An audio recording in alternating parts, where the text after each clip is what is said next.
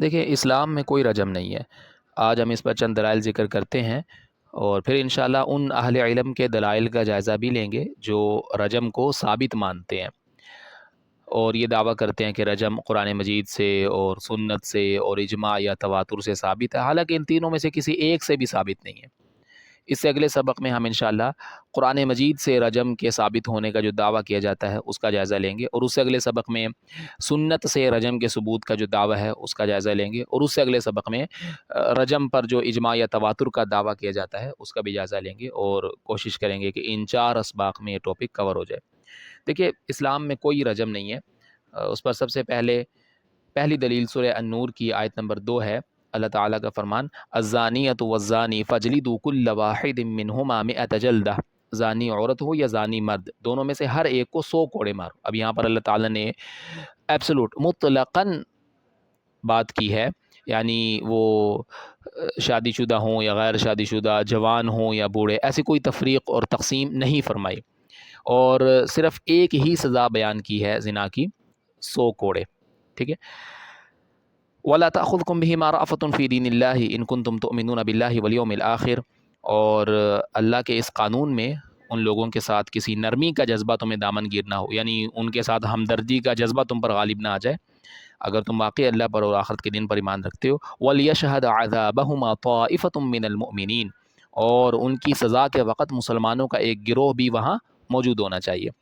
دیکھیے یہ بھی لفظ اس کو نوٹ کر لیجئے، عذاب، اللہ تعالیٰ نے 100 کوڑوں کی سزا بیان کی اور پھر اس سزا کو کیا فرمایا؟ عذاب۔ وَلْيَشْهَدْ عَذَابَهُمَا طَائِفَةٌ مِّنَ الْمُؤْمِنِينَ، یہ بات نوٹ کر لیجئے، آگے کام آئے گی۔ تو پہلی دلیل کیا ہو گئی؟ اللہ تعالیٰ نے ایبسولوٹ مطلقاً بغیر کسی تفریق اور تقسیم کے کہ وہ شادی شدہ ہوں یا غیر شادی شدہ، نوجوان ہوں یا بوڑھے، ایسی کوئی تفریق اور تقسیم نہیں کی، ایبسولوٹ بیان کیا کہ زنا کرنے والی عورت ہو یا مرد، دونوں میں سے ہر ایک کو 100 کوڑے لگائے جائیں گے، اور زنا کی ایک ہی سزا اللہ تعالیٰ نے قرآن مجید میں بیان کی ہے، 100 کوڑے، اور بالکل واضح طور پر یہ بات ہے۔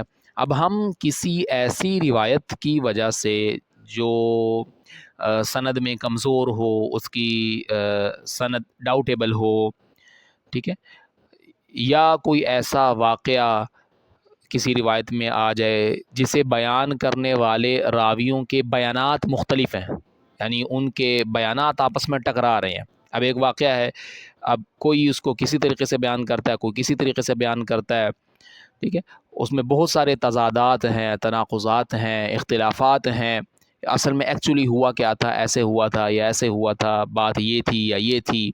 تو کوئی ایسا واقعہ جس کے بیان کرنے والے راویوں کے بیانات میں ٹکراؤ ہو، تضاد ہو، یا کوئی ایسی روایت جو سند کے اعتبار سے کمزور درجے کی ہو، اس میں ظن ہو اور ڈاؤٹ ہو، تو ایسی کسی روایت یا ایسے کسی واقعے کی وجہ سے ہم اللہ تعالیٰ کی کتاب کو نہیں چھوڑ سکتے، ہرگز نہیں، کبھی بھی نہیں، ٹھیک ہے۔ تو پہلی دلیل یہ ہو گئی نا۔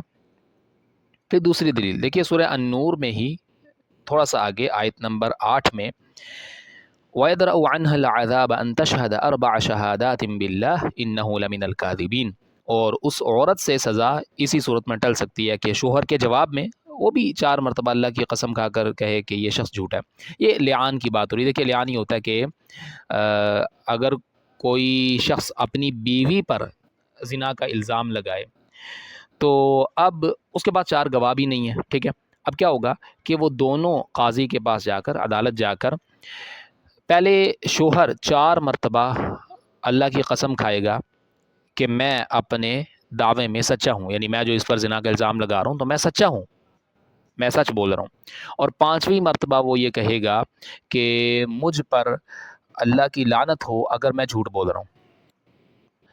اور اب اگر وہ 4 مرتبہ قسم کھا لیتا ہے اور 5ویں مرتبہ کہہ دیتا ہے کہ مجھ پر اللہ کی لعنت ہو اگر میں جھوٹ بول رہا ہوں، پھر عورت 4 مرتبہ اللہ کی قسم کھائے گی کہ یہ شخص یعنی میرا شوہر جو ہے وہ جھوٹ بول رہا ہے، اللہ کی قسم کھا کر کہے گی کہ مجھ پر غلط الزام لگا رہا ہے، جھوٹا الزام لگا رہا ہے، اور 5ویں مرتبہ وہ یہ کہے گی کہ مجھ پر اللہ کا غضب ہو اگر یہ سچا ہے، اگر یہ اپنے دعوے میں سچا ہے، واقعی میں نے ایسا کام کیا تو مجھ پر اللہ کا غضب ہو، ٹھیک ہے۔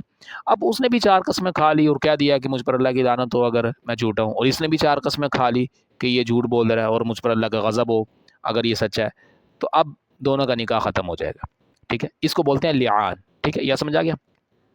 اب دیکھیے شادی شدہ عورت ہے نا، وَيَدْرَأُ عَنْهَا الْعَذَابَ، یہاں پر اللہ تعالیٰ نے کیا لفظ استعمال فرمایا؟ عذاب، اور اس عورت سے سزا اسی صورت میں ٹل سکتی ہے، عذاب۔ اب دیکھیں یہ آیت نمبر 8 ہے، تو اس سے پیچھے آیت نمبر 2 میں اللہ تعالیٰ نے عذاب کسے فرمایا؟ 100 کوڑوں کو، ٹھیک ہے، یعنی یہ ہوتا ہے کانٹیکسٹ، کہ کسی کتاب میں، کسی پیراگراف میں، کسی جگہ کوئی لفظ آتا ہے تو اس کا کانٹیکسٹ بتاتا ہے کہ یہاں پر اس لفظ سے کیا مراد ہے۔ آپ کوئی بھی کتاب لیتے ہیں، کوئی بھی پیراگراف لیتے ہیں، کوئی بھی مضمون لیتے ہیں، آپ ایک لفظ دیکھتے ہیں تو اس کا کانٹیکسٹ کیا ہے، بات کیا چل رہی ہے، پیچھے اس لفظ سے کیا مراد ہے، وہ دیکھا جاتا ہے نا۔ تو سورہ النور کی آیت نمبر 8 میں اللہ تعالیٰ نے فرمایا وَيَدْرَأُ عَنْهَا الْعَذَابَ، یہ شادی شدہ عورت کی بات ہو رہی ہے نا، تو اس عورت سے یعنی زنا کی سزا اسی صورت میں ٹل سکتی ہے کہ وہ شوہر کے جواب میں وہ بھی 4 مرتبہ قسم کھا لے اور کہہ دے کہ یہ شخص جھوٹا ہے قسم کھا کر نا، اور 5ویں مرتبہ یہ کہے کہ اس پر اللہ کا غضب ہو اگر یہ شخص سچ بول رہا ہے۔ تو وَيَدْرَأُ عَنْهَا الْعَذَابَ، دیکھیے اس سے پہلے سورہ النور کی آیت نمبر 2 میں، اس آیت نمبر 8 میں لفظ عذاب شادی شدہ عورت کے لیے بھی وہی لفظ استعمال کیا، ٹھیک ہے، زنا کی سزا کے معاملے میں، اور اس سے پیچھے آیت نمبر 2 میں بھی کیا فرمایا تھا؟ وَلْيَشْهَدْ عَذَابَهُمَا، 100 کوڑوں کی سزا بیان کی کہ زنا کرنے والی عورت ہو یا مرد 100 کوڑے لگاؤ ہر ایک کو، اور اسے کیا قرار دیا؟ عذاب، وَلْيَشْهَدْ عَذَابَهُمَا طَائِفَةٌ مِّنَ الْمُؤْمِنِينَ، اور پھر آیت نمبر 8 میں وَيَدْرَأُ عَنْهَا الْعَذَابَ، وہی لفظ استعمال کیا۔ اب عذاب سے یہاں کیا مراد ہے؟ کانٹیکسٹ کیا بتا رہا ہے، بات پیچھے کیا چل رہی ہے، پیچھے عذاب کس کو قرار دیا، یعنی 100 کوڑوں کی سزا بیان کی، اسے عذاب کہا، اور پھر تھوڑا سا آگے شادی شدہ عورت کی زنا کی سزا کے معاملے میں بھی وہی لفظ عذاب استعمال کیا۔ تو اس کو کہتے ہیں کانٹیکسٹ سے، یعنی سیاق و سباق سے پتہ چل جائے کہ یہاں پر کیا مراد ہے، ٹھیک ہے۔ تو یہ دوسری دلیل ہے، یہ دوسری دلیل۔ اور تیسری دلیل دیکھیے سورہ النساء کی آیت نمبر 25 میں اللہ تعالیٰ کا فرمان ہے فَإِذَا أُحْصِنَّ، تو جب وہ باندیاں، کنیزیں نکاح میں آ جائیں، فَإِنْ أَتَيْنَ بِفَاحِشَةٍ، پھر اگر وہ کسی بے حیائی کا ارتکاب کریں، وہ باندیاں، ٹھیک ہے، ان سے نکاح کر لیا گیا، وہ نکاح میں آ گئیں، اب اگر وہ کسی بے حیائی کا ارتکاب کرتی ہیں، مراد زنا ہے نا، تو فَعَلَيْهِنَّ نِصْفُ مَا عَلَى الْمُحْصَنَاتِ مِنَ الْعَذَابِ، ان پر آدھی سزا ہے اس سزا سے جو آزاد عورتوں کی ہے۔ فَعَلَيْهِنَّ نِصْفُ مَا عَلَى الْمُحْصَنَاتِ مِنَ الْعَذَابِ، ان پر آدھی سزا ہے اس سزا سے جو آزاد عورتوں پر ہے۔ اب دیکھیں ویسے تو صاف ظاہر ہے کہ آزاد عورتوں سے مراد شادی شدہ آزاد ہوتے ہیں نا، کیونکہ شادی شدہ باندیوں کی بات ہو رہی ہے نا۔ اب کوئی باندی ہے، کنیز ہے، اب یہ ایک الگ ٹاپک ہے، اسلام نے غلامی کو کیسے ٹریٹ کیا، ٹھیک، اس پر ہم الگ سے بات کریں گے کہ آزادی، غلامی اور غلاموں کا جو سلسلہ ہے، اور یہ مسئلہ پہلے سے چلا ہوا آ رہا ہے، اسلام نے اس کو کیسے ٹریٹ کیا اور اس کا کیا حل نکالا، کیا اس سے بہتر کوئی حل پوسیبل ہے یا نہیں، یہ ایک الگ ٹاپک ہے، ٹھیک ہے۔ ابھی دیکھیے کہ فَإِذَا أُحْصِنَّ، جب وہ باندیاں نکاح میں آ جائیں، اور یہ بھی ایک مس انڈرسٹینڈنگ ہے کہ باندی سے بغیر نکاح کے اس کا مالک وہ فزیکل ریلیشن رکھ سکتا ہے، ایسا نہیں ہے، ایسا نہیں ہے، ٹھیک ہے۔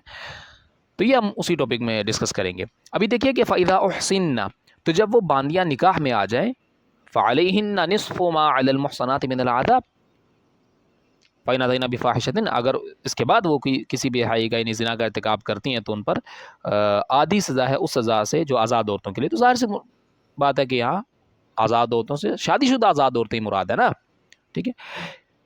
تو اور رجم کا تو آدھا نہیں ہو سکتا نا، 100 کوڑوں کا ہاف تو 50 کوڑے بنتے ہیں، ٹھیک ہے، رجم کا ہاف کیا ہوگا؟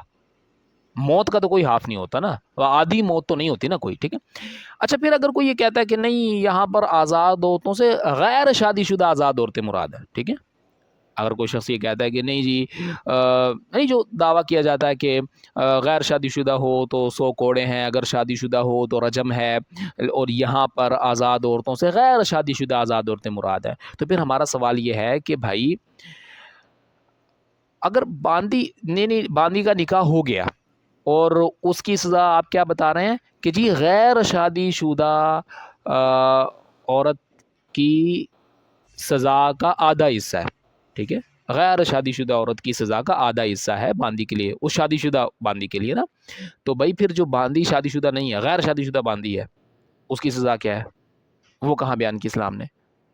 ٹھیک ہے، یعنی آپ نے آزاد عورت کے معاملے میں تو فرق کر لیا کہ اگر وہ شادی سے پہلے زنا کرے گی تو اس کے لیے کوڑے ہیں، اور اگر وہ شادی کے بعد زنا کرے گی تو اس کو رجم کریں گے۔ اچھا، باندی کے معاملے میں تو شادی سے پہلے اگر وہ زنا کرے تو کیا اس کی کیا سزا ہوگی؟ وہ پھر کہاں بیان کی ہے اسلام نے؟ پھر اس طرح تو یعنی یہ کیا بات ہوئی کہ آزاد عورت کے لیے تو فرق ہے کہ شادی سے پہلے اگر وہ زنا کرتی ہے تو سزا مختلف ہے، شادی کے بعد کرتی ہے تو سزا مختلف ہے، اور باندی کے معاملے میں کوئی فرق نہیں ہے، وہ شادی سے پہلے کرے تب بھی وہی سزا ہے، اور شادی کے بعد کرے تب بھی وہی سزا ہے۔ یہ کیا بات ہوئی؟ ٹھیک ہے، یا تو بھائی دونوں کا سیم ہونا چاہیے نا، کہ جی باندی ہو یا آزاد عورت، ٹھیک ہے، جو سزا شادی سے پہلے ہے وہی سزا شادی کے بعد ہے، ٹھیک ہے، ایک ہی سزا ہے، ٹھیک، یا پھر دونوں کا فرق ہونا چاہیے کہ یہ آزاد عورت جس طرح شادی سے پہلے الگ سزا ہے، شادی کے بعد الگ سزا ہے، تو باندی کے لیے بھی شادی سے پہلے الگ سزا اور شادی کے بعد الگ سزا ہے۔ بھئی اگر آزاد عورت کے معاملے میں آپ کہتے ہیں کہ شادی کے بعد جرم بڑھ جاتا ہے، تو باندی کا جرم نہیں بڑھتا شادی کے بعد، یعنی شادی سے پہلے اگر وہ زنا کرے تو ظاہر سی بات ہے کہ الگ سچویشن ہے، اور شادی کے بعد کرے تو الگ سچویشن ہے، کیا اس کے معاملے میں نکاح کر لینے سے کیا وہ جرم کی نوعیت بڑھ نہیں جاتی؟ ٹھیک ہے، تو یہ سوال پیدا ہوتا ہے اگر یہاں پر آزاد عورتوں سے غیر شادی شدہ آزاد عورتیں مراد لے لے، تو ویسے بھئی یعنی یہ آیت مکمل پڑھ لیں یا یہ جملہ ایک مرتبہ شروع سے آخر تک پڑھ لیں تو صاف ظاہر ہے کہ شادی شدہ عورتوں کی ہی بات ہو رہی ہے۔ تو یہ تیسری دلیل ہے کہ فَإِذَا أُحْصِنَّ، تو جب وہ باندیاں نکاح میں آ جائیں، فَإِنْ أَتَيْنَ بِفَاحِشَةٍ، پھر اگر وہ کسی بے حیائی کا ارتکاب کرتی ہیں، فَعَلَيْهِنَّ نِصْفُ مَا عَلَى الْمُحْصَنَاتِ مِنَ الْعَذَابِ، تو ان پر آدھی سزا ہے اس سزا سے جو آزاد عورتوں کی ہے۔ اب آزاد عورتوں سے مراد شادی شدہ آزاد عورتیں، ظاہر سی بات ہے۔ اب رجم اگر مانتے ہیں، اگر مان لیا جائے کہ شادی کے بعد جو ہے وہ رجم ہوتا ہے، زنا کی سزا، تو پھر رجم کا تو کوئی حاف نہیں ہوتا نا، ٹھیک ہے، اور اگر غیر شادی شدہ مانتے ہیں تو پھر وہی سوال کھڑا ہو جائے گا کہ بھائی پھر جو باندی غیر شادی شدہ ہے اس کی سزا کہاں بیان کی ہے اسلام نے؟ آزاد عورت کے معاملے میں تو آپ نے فرق کر لیا، تو باندی کے معاملے میں کوئی فرق نہیں ہے، وہ شادی سے پہلے کرے یا بعد میں کرے، ایک ہی بات ہے، وہ برابر ہے، ٹھیک ہے، تو یہ سوال پیدا ہوتا ہے۔ تو یہ تین دلیلیں ہوئی، ٹھیک ہے، باندی کی سزا آزاد عورت کی سزا سے آدھی ہے، اور رجم کا تو کوئی حاف نہیں ہوتا نا۔ اور چوتھی دلیل دیکھیے، صحیح مسلم میں یہ حدیث ہے، رسول اللہ صلی اللہ علیہ وسلم قال، اللہ کے رسول صلی اللہ علیہ وسلم نے فرمایا، ان اللہ کتب الاحسان علی کل شیء، اللہ تعالیٰ نے ہر چیز کے ساتھ سب سے اچھا طریقہ اختیار کرنے کا حکم دیا۔ فَإِذَا قَتَلْتُمْ فَأَحْسِنُوا الْقِتْلَ، اس لیے جب تم قتل کرو، یعنی قصاص میں یا حد میں کسی کو قتل کرو تو اچھے طریقے سے قتل کرو۔ وَإِذَا ذَبَحْتُمْ فَأَحْسِنُوا الذَّبْحَ، اور جب جانور کو ذبح کرو تو اچھے طریقے سے ذبح کرو۔ وَلْيُحِدَّ أَحَدُكُمْ شَفْرَتَهُ، اور تم میں سے کوئی جو ذبح کرنا چاہتا ہے وہ اپنی چھری کو تیز کرے۔ فَلْيُرِحْ ذَبِيحَتَهُ، اور ذبح کیے جانے والے جانور کو راحت پہنچائے، یعنی اب چھری کند ہوگی تو ظاہر سی بات ہے جانور کو تکلیف زیادہ ہوگی، تو بھائی اتنا تو کر سکتا ہے نا کہ چھری تیز کرے تاکہ جانور کو تکلیف کم ہو، اتنی راحتوں سے ملے نا، وہ اس تکلیف سے تو بچے نا جو چھری کند ہے۔ اور اسی طرح یعنی جانور کو ذبح کرنے کے معاملے میں بھی جب اللہ کے رسول یہ فرما رہے ہیں، اللہ تعالیٰ کا حکم بیان کر رہے ہیں کہ اللہ تعالیٰ نے ہر چیز کے ساتھ سب سے اچھا طریقہ اختیار کرنے کا حکم دیا۔ فَإِذَا قَتَلْتُمْ فَأَحْسِنُوا الْقِتْلَ، جب تم قتل کرو تو اچھے طریقے سے قتل کرو۔ اب یہ رجم اچھے طریقے سے قتل کرنا ہوتا ہے۔ جانور کے بارے میں بھی یہ ہے کہ اگر جانور ذبح کرنا ہے تو چھری تیز کر کے تاکہ وہ اسے زیادہ تکلیف نہ ہو، تو اب پتھر مار مار کے کسی کی جان لے لینا کسی کو قتل کر دینا پتھر مار مار کے، کتنا دردناک طریقہ ہے.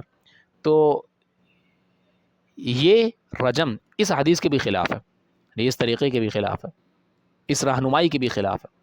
اللہ کے رسول تو یہ فرمانے ہیں فَإِذَا قَتَلْتُمْ فَأَحْسِنُوا الْقِتْلَ، جب قتل کرو تو اچھے طریقے سے قتل کرو،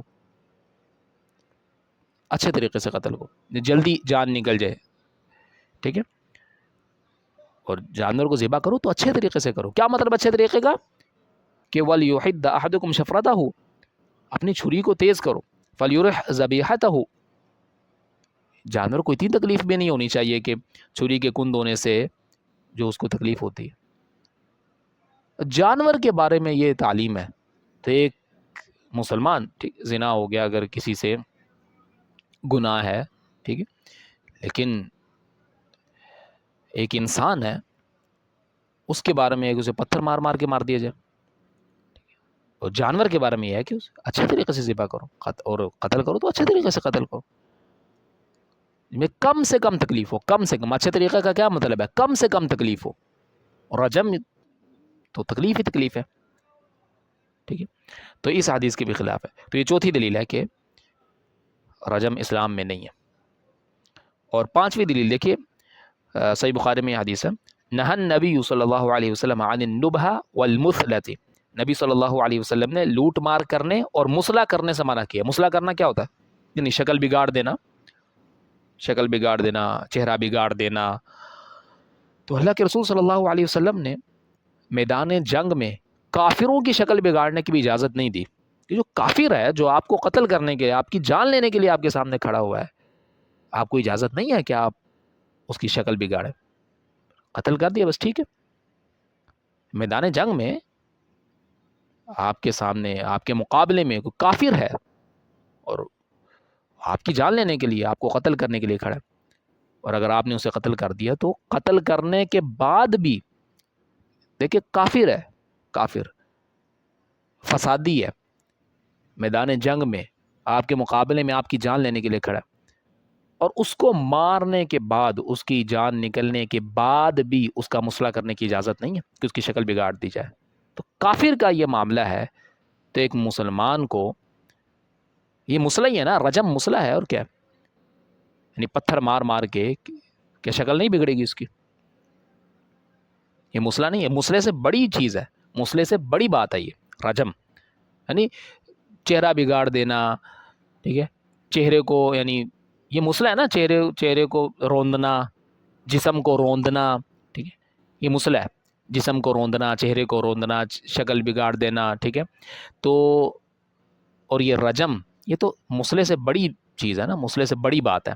تو جب کافر کے لیے بھی، جب اللہ کے رسول صلی اللہ علیہ وسلم اس بات کی بھی اجازت نہیں دیتے کہ کافر میدان جنگ میں جو لڑنے کے لیے آیا ہے، جو قتل کرنے کے لیے آیا ہے، میدان جنگ کے اندر اس کی جان نکلنے کے بعد، زندہ تو زندہ، اس کو قتل کرنے کے بعد، اس کے مرنے کے بعد اس کی لاش کا مسئلہ بھی جائز نہیں ہے، اس کے جسم کا مسئلہ جائز نہیں ہے. تو ایک مسلمان کو اس طرح پتھر مار مار کے مار دینا، یہ تو مسئلے سے بہت بڑی بات ہے، بہت بڑی بات. تو جب کافر کا یہ معاملہ ہے، تو ایک مسلمان کے ساتھ یہ کیسے جائز ہو سکتا ہے؟ وہ رسول جو کافر کا مسئلہ کرنے سے بھی منع کر رہے ہیں، وہ ایک مسلمان کو رجم کرنے کی اجازت دیں گے؟ رجم جو مسئلے سے بھی بہت بڑی بات ہے. تو یہ پانچویں دلیل ہے اس بات کی کہ اسلام میں کوئی رجم نہیں. اگلے سبق میں ہم انشاءاللہ ان دلائل کا جائزہ لیں گے جو رجم کو ثابت کرنے کے لیے بیان کیے جاتے ہیں.